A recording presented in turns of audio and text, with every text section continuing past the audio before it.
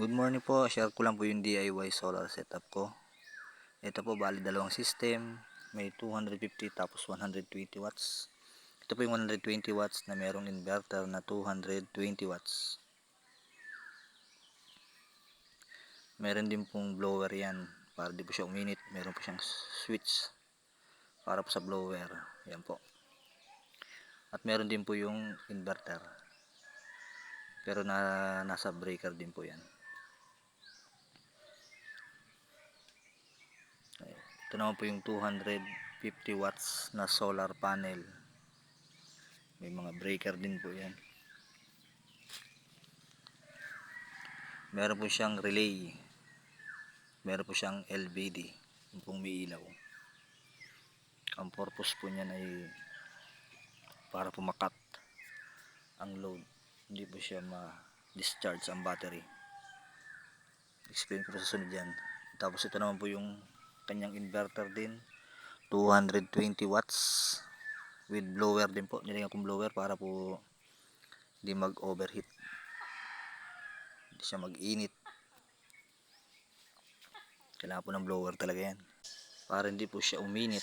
At meron po siyang 2 lead acid battery. Second hand po pero gumagana pa. Goods pa rin. Ito pa rin yung isa lead acid din para sa 120 watts setup. Yan po. Saksak po natin yung electric fan na may 60 watts. Ayan, gumagana din po yung 60 watts.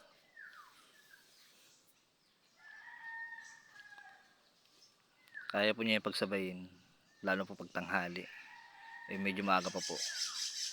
Kaya dito na sa kabila yung TV. Isang setup po yung TV natin. Alas 8 pa lang kasi. Kaya natin gumagana yung TV dito. Ayan po, gumana din. May kape pa.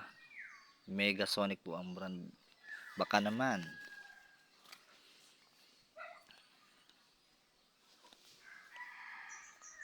Small setup lang po ito.